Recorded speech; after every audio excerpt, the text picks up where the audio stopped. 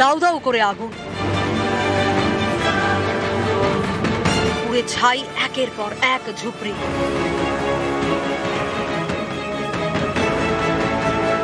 ভয়াবহ এই ছবি নিউ টাউনের ঘুনি এলাকার।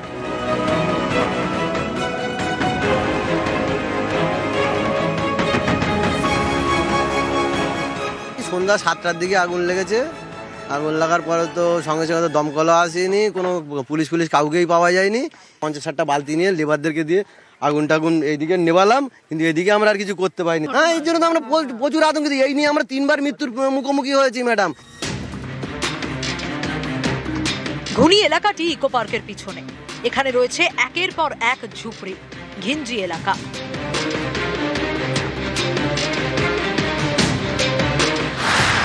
বুধবার সন্ধে তখন 6:30। স্থানীয়দের দাবি, একটি ঝুপড়িতে প্রথমে আগুন লাগে, সেখান থেকে দ্রুত ছড়িয়ে পড়ে।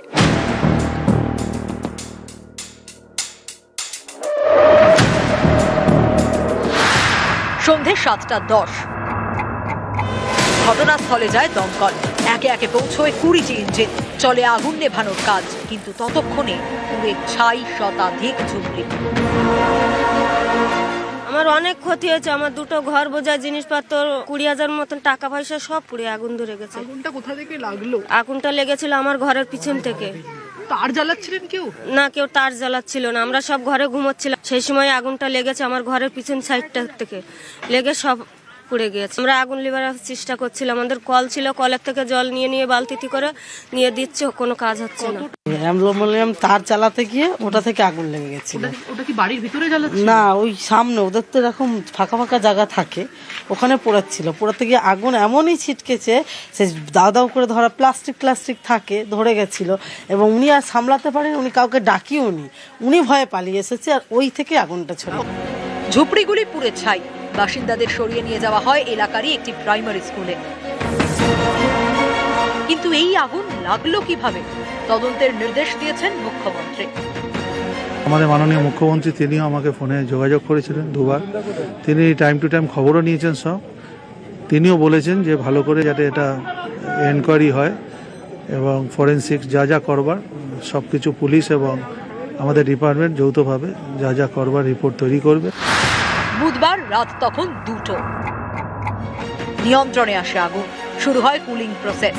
রাত পেরিয়ে সকাল, ঘুনি যেন ধ্বংসস্তূপ। কোথাও উঠছে ধোঁয়া,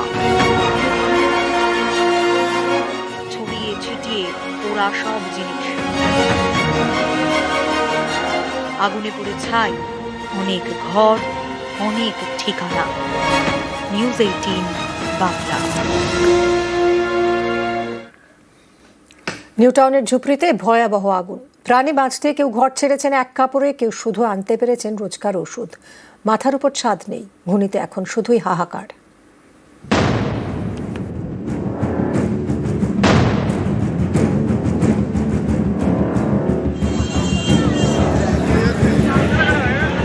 নিউ টাউনের ঘুনি ইকো পার্কের ঠিক পিছনে বুধবার সন্ধে এখানেই ভয়াবহ আগুন। পুড়ে ছাই 100-রও বেশি ঝুপড়ি, 100-রও বেশি পরিবারের মাথায় হাত। ঘুনিতে এখন শুধুই হাহাকার। এখানেই থাকতেন আজমিরা বিবি, তার ঘর আর নেই, পুড়ে ছাই হয়ে গিয়েছে। প্রাণে বাঁচতে শীতের রাতে এক কাপড়ে ঘর ছেড়েছেন, পরিবার নিয়ে উঠেছেন এলাকার একটি প্রাইমারি স্কুলে। বাড়িতে কিচ্ছুই নেই, সবই পুড়ে একদম শেষ হয়ে গেছে।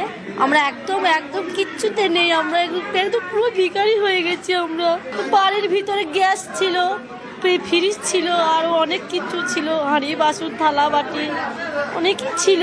আমরা তো কাজ করি আর বানিয়ে রেখেছি, কিচ্ছুই নেই আমাদের, এক কাপড়েই বেরিয়ে এসেছি। ইনি আবুল হোসেন, সম্প্রতি ডান হাত ভাঙে, প্রতিদিন ওষুধ খেতে হয়। বুধবার তার ঝুপড়িতেও আগুন লাগে। ওষুধটুকু নিয়ে কোনো রকমে ঘর ছাড়েন। আমার 2টোখান ঘর ছিল, আমার ওষুধগুলো আমার ব্যাগটা হাতে ছিল, আর না তো আর সব শেষ।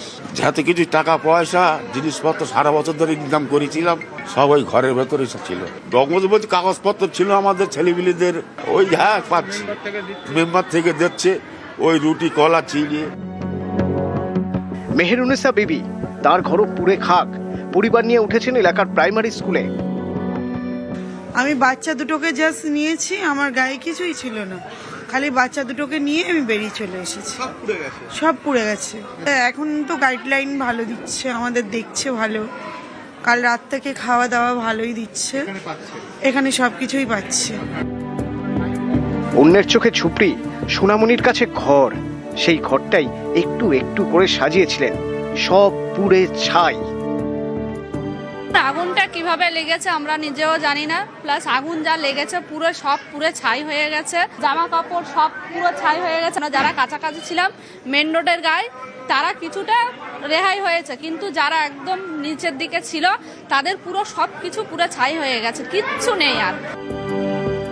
মাথার উপর একটা ছাদ ছিল, বুধবারের আগুনে সব পুড়ে ছাই। ঠিকানা হারিয়ে এখন ঠিকানা প্রাইমারি স্কুল, সেখানেই তাদের দেওয়া হয়েছে গরম জামা, দেওয়া হচ্ছে খাবার। নিউজ 18 বাংলা।